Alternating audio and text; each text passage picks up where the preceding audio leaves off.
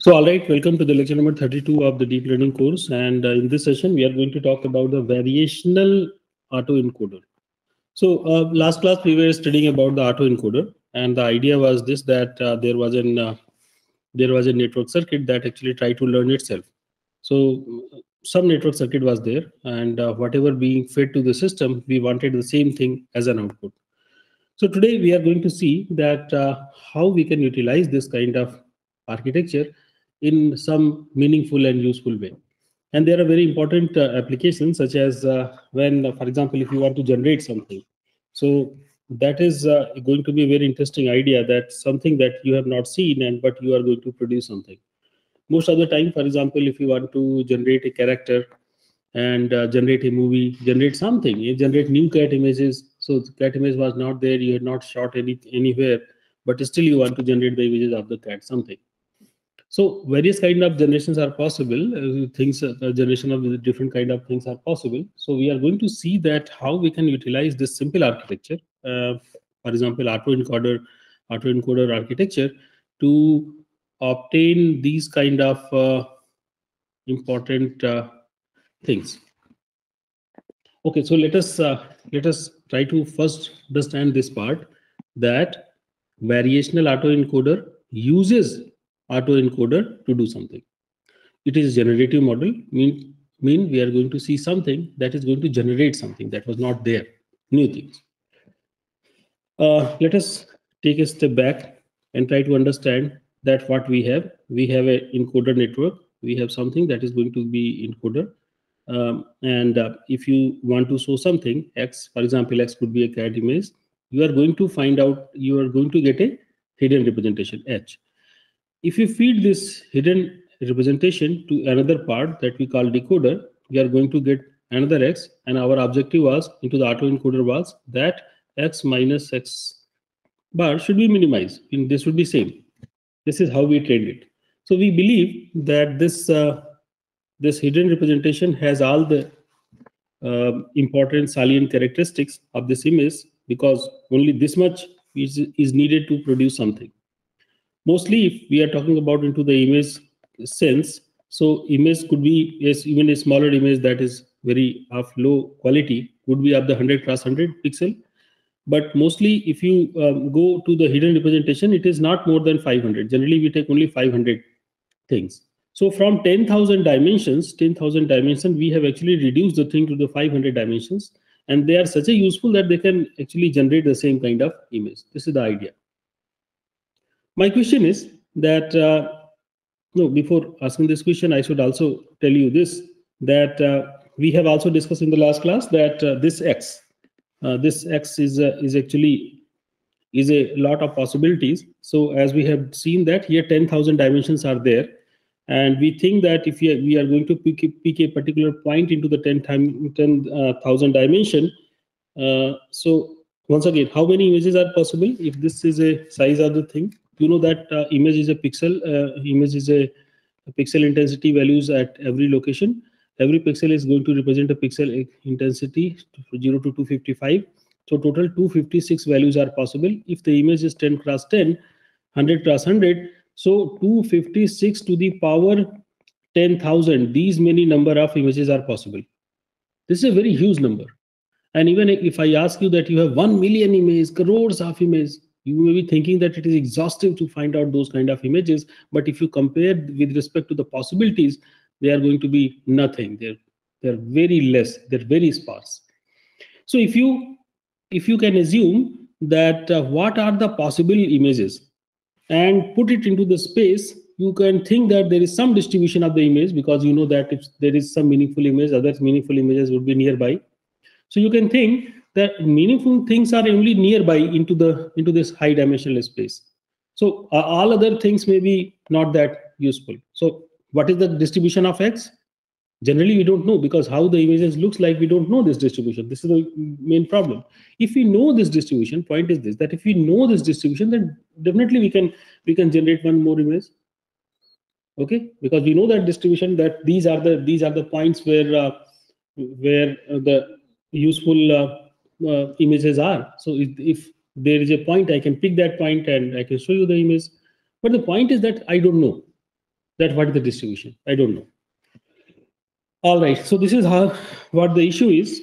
So this issue can be solved by using this kind of encoder decoder architecture in some sense, that I say that 10,000 values in the 10,000 dimension, how the things are there, I don't know, but let me think that how they are there into the 500 dimensions, and this is a better representation. Do you understand this, what I told? That in the 10,000 dimension means the degree of freedom is too high. So if I apply a encoder and find out a hidden representation that is only 500 dimension, so it would be easy to, at least with respect to the 10,000, 500 is going to be much easier to handle. So in this 500 dimension, into the hidden representation, what is the distribution of this hidden thing? Again, the same kind of question would come. If you cannot answer that how the things are there into the image dimension, so try to answer that how the things are there into the hidden space representation. We have seen that methods that can regularize this kind of architecture, that can give us some kind of handle that we can localize the thing somewhere, and then we can find out some kind of things. So this is the idea. Okay, so what is the idea? That if you want to generate something, so definitely the one thing would be that you find out that what is the distribution of this thing and give me a new thing. But you cannot do it because number of dimensions is very high and therefore possibilities are very large. You cannot handle it. So you applied a encoder, got a H. You have a liberty to regulate this H. You have regulated in some way that into the hidden space it is going to be somewhere here. Can I pick a point from here? Yes. If you know the distribution, point is this, that if you know the distribution, then you can pick.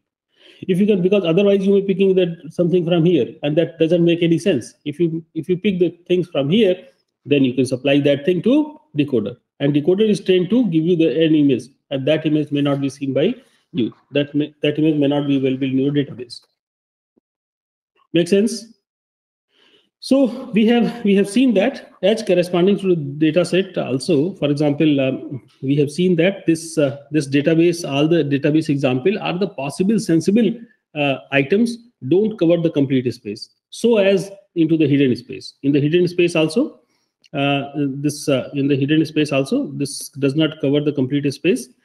So if we know the probability distribution, into this particular hidden space, we can pick a particular point and then use decoder to find out the answer. Yeah. So when you say that the data set doesn't cover the complete space, what space exactly are we referring to? Correct. Images that are similar? I don't know. For example, if you have a possibility of the 10, for example, to the same example where 100 cross 100 images are possible, where are the images? There could be multiple places. Here are all the images. But if I say that I have cat images, if I say that instead of this I have cat images, so cat images may be here. So one thing is this, that even the images don't span the complete area, and our database is definitely the subset of that particular area. It also does not span the complete thing. So in the same way, the same kind of representation we can find into the hidden space also. There is a small subspace where the things are there. We want to find out where it is. When we say like a cat data set does not cover the complete space, we mean the complete space of cat images only, right? No. Complete space of the dimension. Of the complete dimension. Yeah. So here let me take an idea that let's assume that I pick a cat image from this database. Okay, I pick a cat image from the database. I show through the encoder. I get a hidden representation. Okay, and if I change these bits something, for example, I add some small value to this particular image, I get something H dash. So hidden representation of this particular cat I have got, but I'm adding something, so adding, subtracting something, changing very, very little. So this H dash, you may think that it would not be very different than the original image. If I feed this H dash to this D, what is going to happen? It is going to give me some image. This image would be similar to this particular image, this cat. Okay, maybe there could be rotation, translation, something may happening, some deformation may happening, something could be happening, but it would be very similar to the original image. Make sense? So so if I do a random perturbation, I would be getting something very similar. So if something that is there in your database, if you want to generate something very similar to that, this idea is good. You can apply this idea and you can get the new things from there.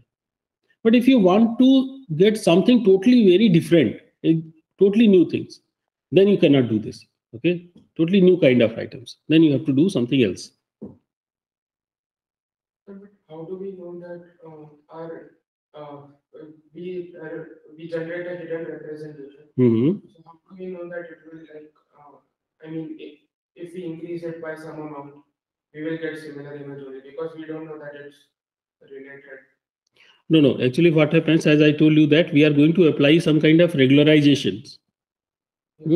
By applying the regularization, we are telling that things cannot be random. They should be near. There should be some things like that. For example, if I say that the distribution of this hidden representation is going to be related to the Gaussian, so what would happen, that the things would be nearby only. And this we definitely are going to do. Otherwise, what may happen is, if this is a point, the nearby point is not the image. So this is not a good representation. Definitely, this is not going to be at the minimum energy state. Okay. So the idea is that into the latent space, latent vector space, can we sample something? Can we find out a point in some way? And if I can get that, I can generate new images. This is the idea. But we don't know the distribution. We don't know the distribution of the latent space. Okay, distribution of the latent space, we don't know. Why? Because it depends what? It depends upon x. On the x, distribution of h comes because we are going to apply something. So h is going to be dependent upon x. If it is a cat images, distribution of the cat image. It is dog image, it would be the representation of the dog images. It depends upon the h. So if we want to catch the h, it would be something similar to the catching x.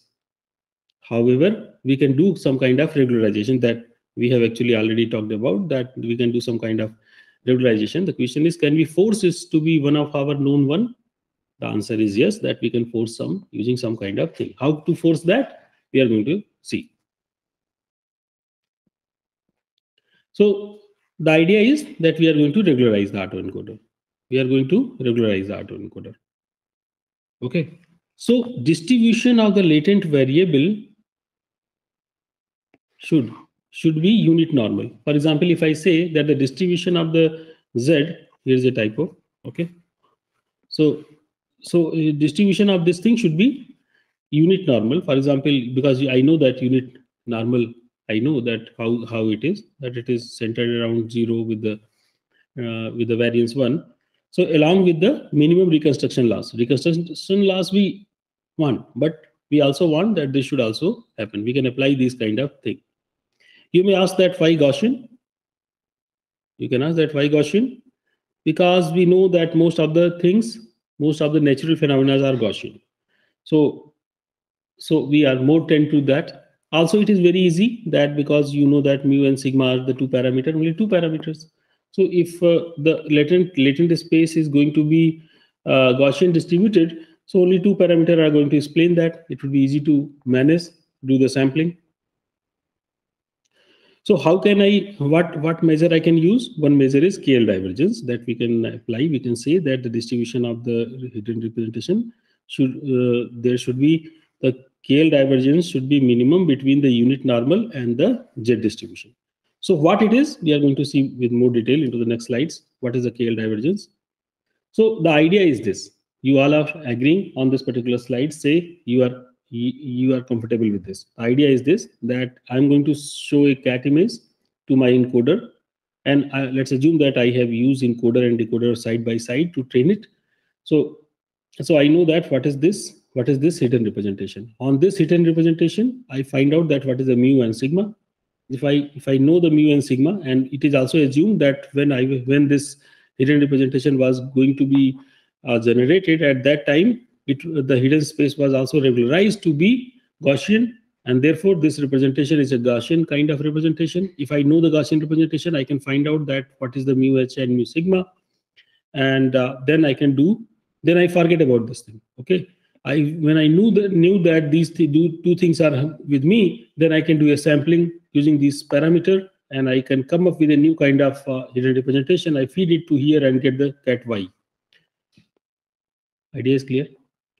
So this cat x is used at the time of training only. After the training, this part is going to be removed, and I'm going to use that what is the mu and sigma. Using those mu and sigma, I am going to do a sampling and then create a new kind of vector, supply it here, get this thing. We have seen that two kind of loss we have to manage. One is the reconstruction loss, means a mean square error between this input and output at the time of training, when we know that when we are feeding something, this should be smaller. And also KL divergence, that is the what is the mu and sigma of my distribution, and what is the mu and sigma of normal distribution. This distance should be smaller. We are going to see more about this very soon. Issue is that here, if you build the system like this, that I'm going to train the model like this, there is a very big problem that you cannot do the back propagation. Ultimately, your objective would be to find out the right parameter for the encoder and decoder. But if you do these kind of you deploy these kind of methods, you cannot do the back propagation. Why? Why you cannot do the back propagation? The answer is this: that if you, for example, if you develop this kind of method, okay, and then here what you are going to say, that the difference between y and x should be minimized. They are totally different thing. Try to understand, how can I minimize this thing when x and y are actually totally different thing? You can see with a different perspective as this, that, for example, let us say that there is some distance between x and y, and you want to learn the parameter. So if you want to learn the parameter here, you know that it is a neural network, and everywhere there is neuron and associated weight. If you want to change any other particular weight, you find out that with a small change into this thing, what is the change into the output, and this is going to be gradient, and based on that gradient you are going to update this value. That is fine.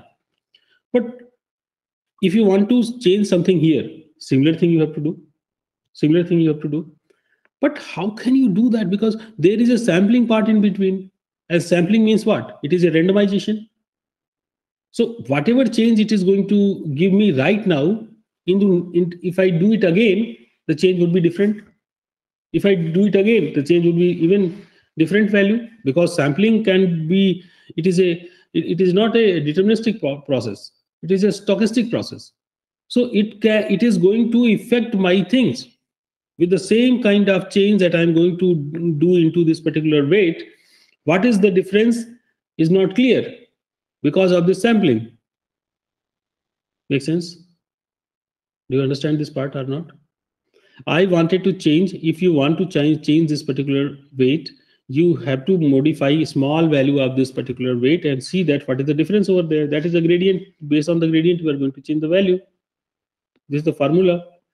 The formula is W is equal to W plus alpha times delta E upon delta W, kind of thing. Gradient you want to find out. So this, when you change something over here, you must get something deterministic over here, that this much is changing.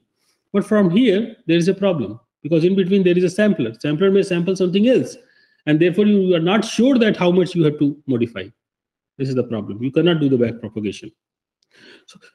So there is a solution, and the solution is called the reparameterization. That is an important part of this particular thing. Variational encoder, autoencoder were actually able to work because of this reparameterization only. So what is the reparameterization? The idea is this, that you know that this decoder part is deterministic. However, because of this sampling, mu and sigma become stochastic. They changes, because we don't know that what value is going to come, what mu I am going to use to build this particular edge. So the idea is that that you are going to take this stochastic process out. It is telling that you keep a Gaussian distribution. From this you sample a small value epsilon, and this Gaussian is zero centered, zero center with 1 sigma. You pick 1 point, you pick 1 point from this epsilon, and you say that my value that is going to be, it is going to be, and something, some value, sorry, when you are going to feed something in as an input, whatever value you are going to get from here, whatever value you are going to get from here, in both the places you say that it is h mu and h sigma, and you multiply with this epsilon. If you build something like that, so what is the value of h? Is it going to be the fixed? If I give you the value of mu and sigma, whether the value of h is going to be fixed? No. Because it depends upon the value of epsilon. If I change the value of epsilon, it is going to change. Even if I give you the fixed value from here, fixed value from here, the output that you are going to get here is going to be different, because your epsilon is coming from the stochastic process.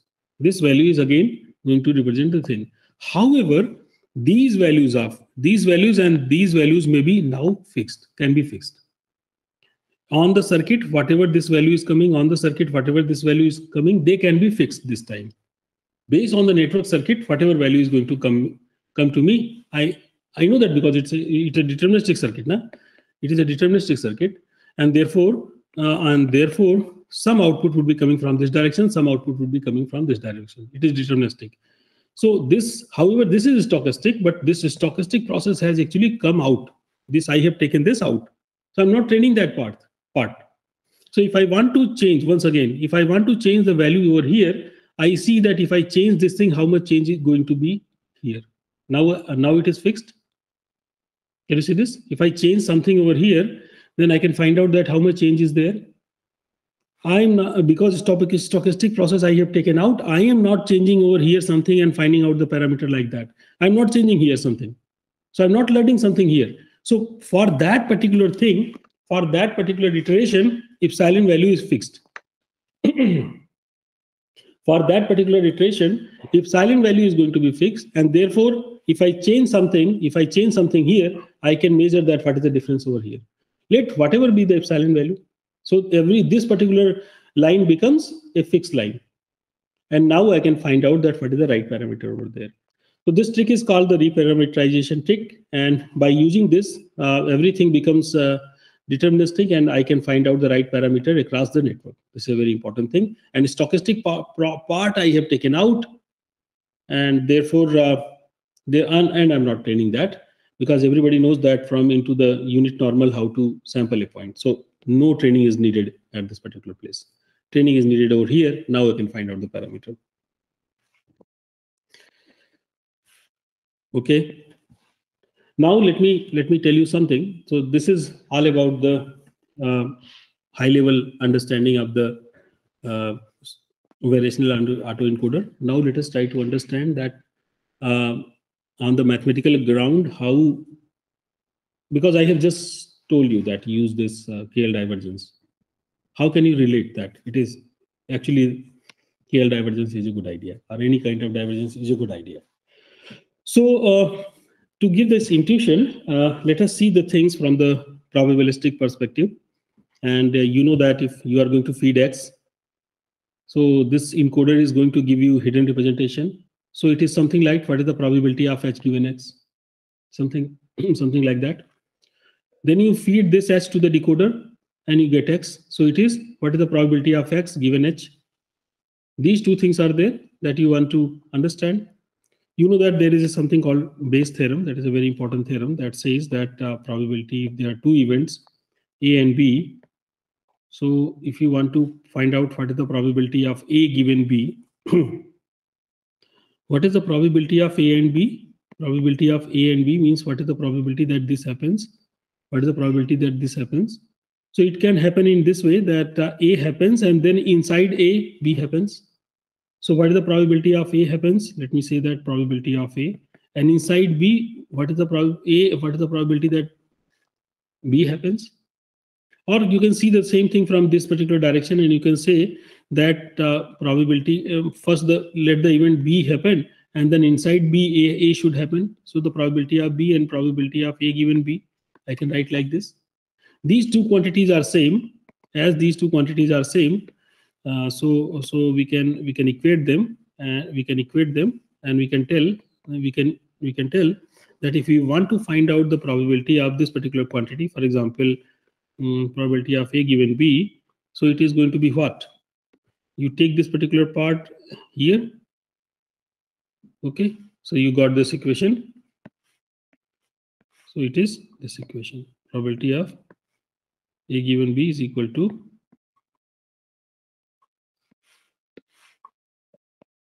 this equation. So this is a very standard equation. The people many other time talk about this. This is the one thing. Second thing that I wanted to discuss is that something called information content. So what is the information content? That if I give you some information, if I give you any statement, so this statement may contain some information. How much information it has? If I say that sun rises in the east, so tomorrow morning there would be sun coming at the sky. What is the probability? So the probability is very high. There is no information because you also know. Okay. So there is no information. What is the information? Information is 0. There is no information. But if I say that today is a solar eclipse, so you know that solar eclipse is not every day happens. So it is 1 by 100. For example, if I say that today there is no class, it's a very informative thing in the morning. If I send this mail that there is no class, it's a very informative thing. You are not knowing this. It's very informative. So if the probability is low, then the information content is going to be very high. How can I measure this? Once again, so on one direction, I say that x, and I plot another side log of x. Just be with me. You know that log function is like that. Okay. If I plot another function that is minus of log of x, it is going to be some function something like that. Are you with me? If I'm going to consider this function into 0 and 1 only in this particular area, so can you see the behavior of this particular function? Function of what? Function of minus log x. If I want to see that what is the behavior of minus log x, it is something like that. Because you know that right now we are dealing with the probability. So the value of x would be only 0 and 1. Okay. In this particular region, the behavior of minus log x is like this. So if the probability is 1, the value is 0. There is no information. If value is 0 and it was impossible, but somebody told you that okay, come, the moon is there outside the Bits Pilani gate. Somebody has brought the moon down. It's 0 probability thing. So very high information content. So this is a function. So that's why people use this particular function, minus log of px. Minus log of px represent what? How much information we have. Understand? You got the idea? Okay. So if multiple values are possible, for example, in some setting, multiple values are possible.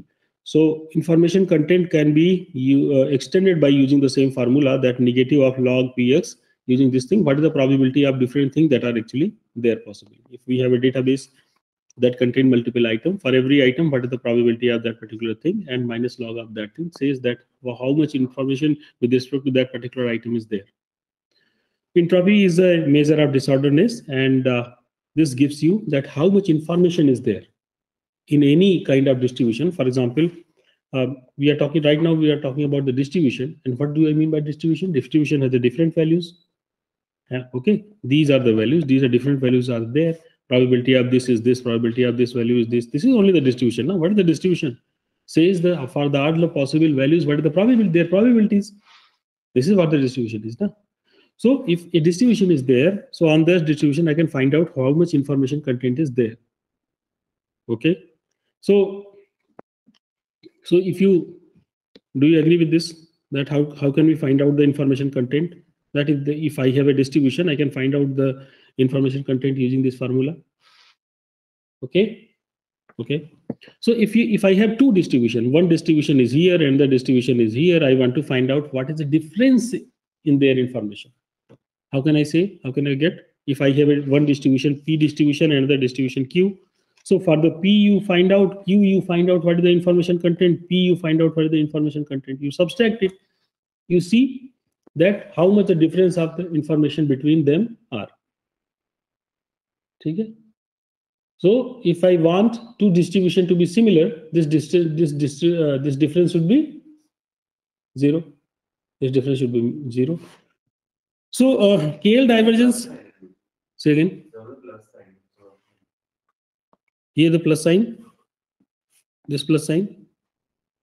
Yes. Because the information content is negative, na? So this is the first part. How much information is into Q, and then how much information in P I have to subtract, so it becomes positive. Okay. Yeah. Okay. So in this equation, KL divergence is a notion. KL divergence says that if you want to measure something with respect to another thing, so don't consider them as a separate one.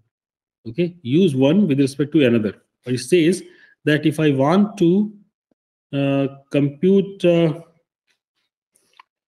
KLD between Q with respect to P, so I'm going to always compute with respect to the P. So it says that in the both the cases, in the here it was Q, I am going to use P here also, P log Qi, because with respect to P, I am going to find out that what is the difference between these two distributions. So I'm going to use Px over here. This is small change. And this formula, which actually is this formula, we have just seen that this particular formula where at this particular point, instead of Q, there is P. If you use this, then definitely you can take it inside, because you know that Px is here, Px is here. You can take it out. And log of Qx divided minus log of Px, it becomes, if I take the minus sign out, so it is Qx divided by Px because of standard log function. So KL divergence between Q and P is going to be Qx log Px upon Qh. This is the standard formula. By yourself, you can see that it is not symmetric, and it gives you always a positive value. Okay. Why positive value? Because this value is going to be the log 1, and log is positive. No. Probability of, because of obvious reason, we have also seen that our we are focusing on to the place where the value is negative of this value is always positive. And this particular part is what? This is always positive because it's a probability. Probability is always positive, and we have seen that we are only looking into the region from 0 to 1 where all these values were positive. So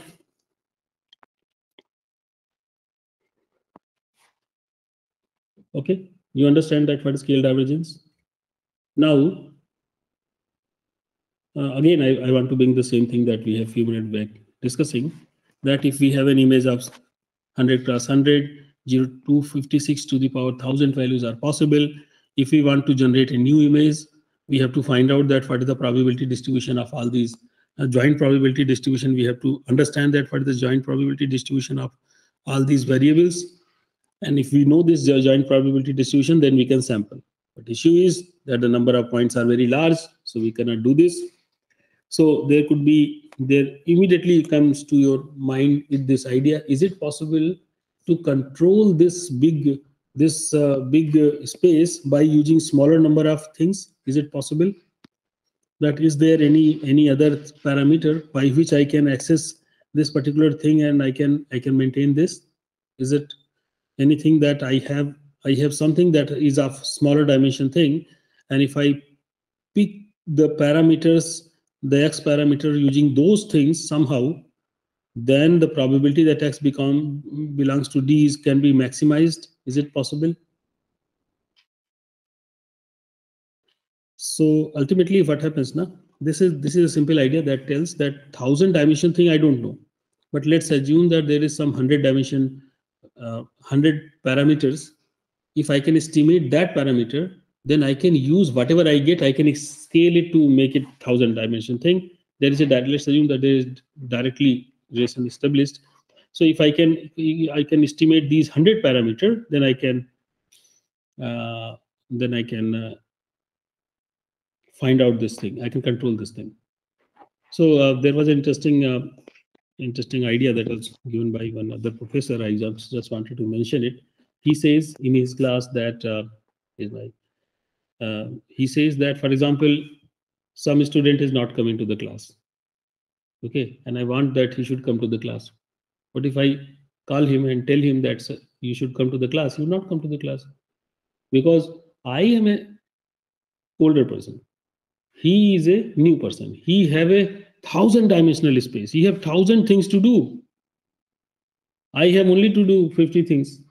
I am because I am professor, I don't do those things which you do. He have 1,000 things to do. He's a 1,000-dimension person. So he cannot understand because he have lot of things to do. He cannot come to the class because other things are there. So he told in his class, he mentions that what if, because he is the 100-dimension, I am also a 100-dimension person, so I can call his father. His father is like me, okay? He is also 100-dimension person. So I can talk, professor can talk to his father, and he can tell that, look, he is not coming to the class. So this relationship would be strong. He can understand that what I'm telling, but the student would not be able to understand that what I'm telling. His father would be able to understand that, okay, looks like that there is a problem. And then what would happen, that his father would talk to the student. Now they have a different kind of relationship. This relationship was not here. So he can tell him that what is good thing for you. He knows that how to control this boy. He tell him, and next day the person would be in the class. Understand this? So there is no direct relationship from here to here, but from using this route where this connection is possible, where I can manage this 100 thing. So that's why if there is any problem, professor calls father. That is the only reason. They can tell that what is the problem. They can tell what is going to happen. So if somehow I can manage some lower dimension thing to manage, I can control those 1,000 parameters. This is what the idea is. However, if we know these things, for example, if we know this distribution of this particular 100 items, then I can do the generative modeling. But mostly, again, this is also a very difficult thing because, as we have mentioned, that if we want to find out the distribution of x, it is dependent upon the various variable, and they are not independent. X1 is dependent upon x2 given x, and the x3 is based on the x1, x2. What is the value of x1, x2, and therefore it is going to be a very large table, and nobody knows the values.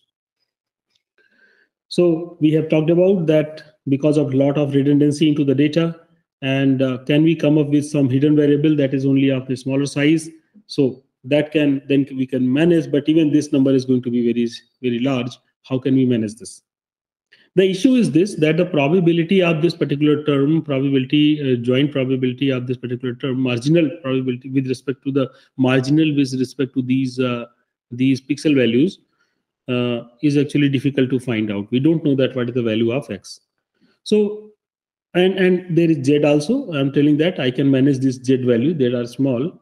So if I want to find out what is the probability of z given x, okay, probability of z given x. So it is probability of joint probability of zx divided by px. This is the standard formula. But we cannot estimate this zx because this formula is, there is a division of px, and px already we don't know. But how can we find out that what is the probability of z given x? So so here comes an interesting idea that tells that, can we approximate the value of zx? I don't know the value of zx, but can we approximate it? How can we approximate?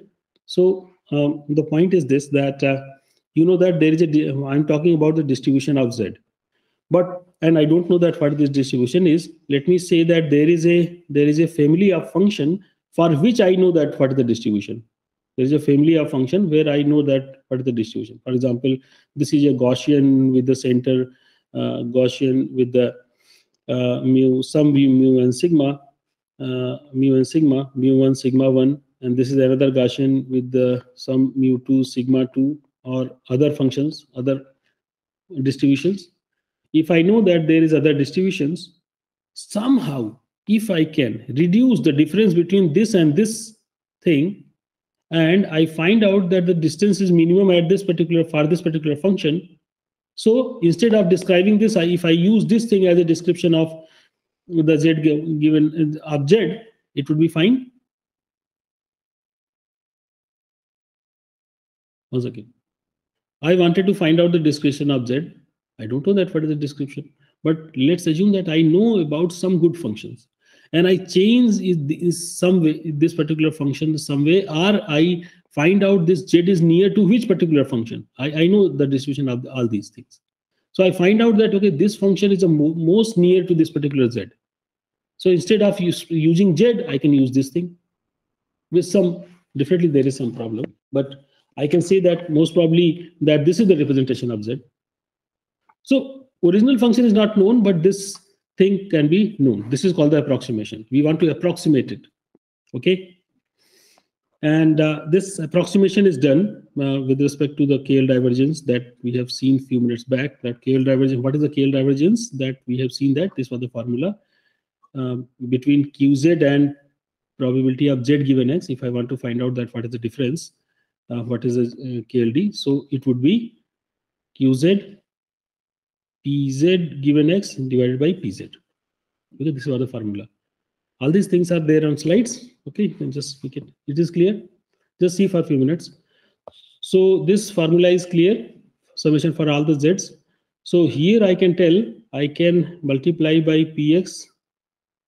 Okay, because Z given X is PZ P divided by X. This is the formula. I can use this formula at this particular place. It becomes PZX upon PX QZ. I can take this PX out. I can say that PZX, this multiplication term, and I can take it out here. Nothing more than this, nothing, no problem. That's fine. If I can write like this, then I can multiply it here and make 1 point. I can multiply it here and make another summation, 2 summation terms. Here the summation is with respect to the Z, and here there is no Z. So I can take it out and put the summation of all the Z. Any distribution, summation for all the values with respect to the particular distribution, this value is going to be 1 for any distribution, because it's a complete distribution. So Px, this is the same thing that is going to given to me. So this is what the equation I get. In this equation and this equation, I'm going to change something. I can take this thing to this particular side. I say that KL divergence, I take this thing over there. So KL divergence minus this is equal to log of P of X. Is it fine? Log of P of X, if I take this thing into this particular side. So log of P of X is equal to KL divergence of Q and P Z given X and this particular summation term. I was not able to find out the value of Px. This was the problem. But here you can see that I can find out what is the log likelihood of that particular variable. I was not able to find out, but I can find out the log likelihood of that particular variable if I can find out what is the KL divergence and this particular quantity. This is also similar quantity. So this is A, this is B, and this is C. We can say the probability of X, log likelihood of something, it is going to be a constant. And we want to see that it is going to be a summation of 2 terms. This particular term has a name, and it is popularly called ELBO, evidence lower bound. Let us try to see more that what this term contains.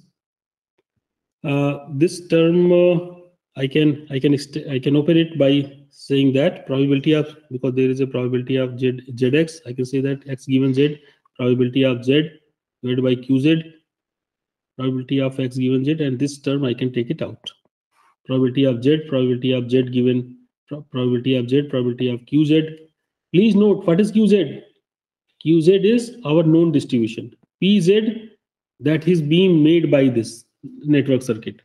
PZ is probability of X is my cat images. Probability of Z is my hidden representation. QZ, I am going to find out. This is my known tractable family of the parameters.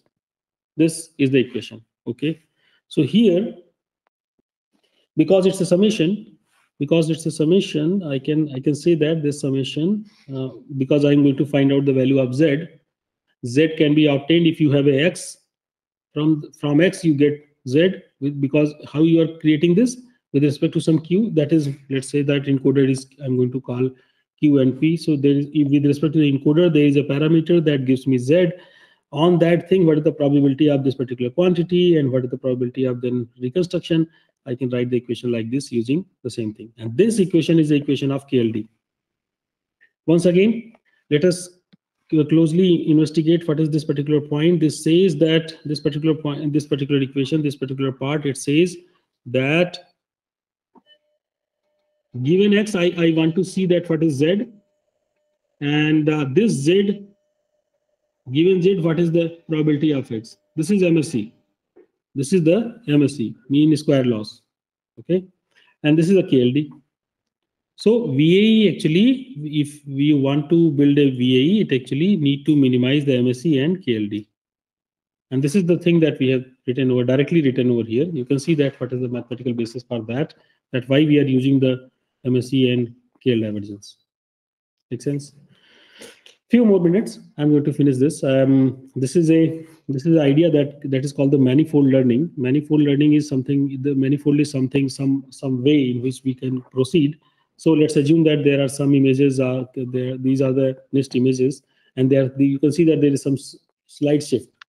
So I have, let's assume that we have applied some encoder and find out the proper parameters, and then I have reduced to 2 values only. So if I find out 2 values, so this is a point, this is a point, this is a point, I can shift and find out all these points. So you can think that there is some curve that is going to be like that. So for the known things, there is a point, but there could be unknown point also. No? On this unknown point, if I feed and try to see that what is the output, I will be getting a meaningful output. So what is this path? This path is called manifold.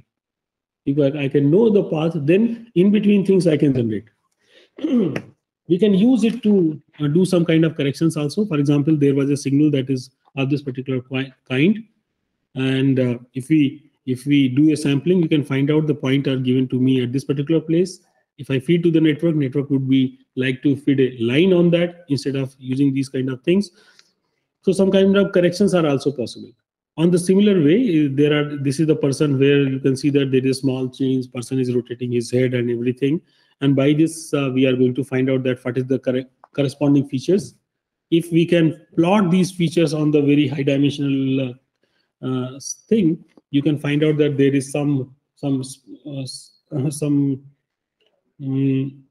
plane, hyperplane is going to come. On this hyperplane, you know that these points are known to me, but what about this point? It is also going to be an image of the same person with something. So this is an interesting idea. It tells that different kind of people looks differently, and there is some different kind of, it is not going to be a smooth one. It's going to be very curved kind of thing, but it can be represented using some kind of manifold, and this is called the manifold learning. And with the autoencoder, with the help of autoencoder, it can be explored and determined. Thank you very much.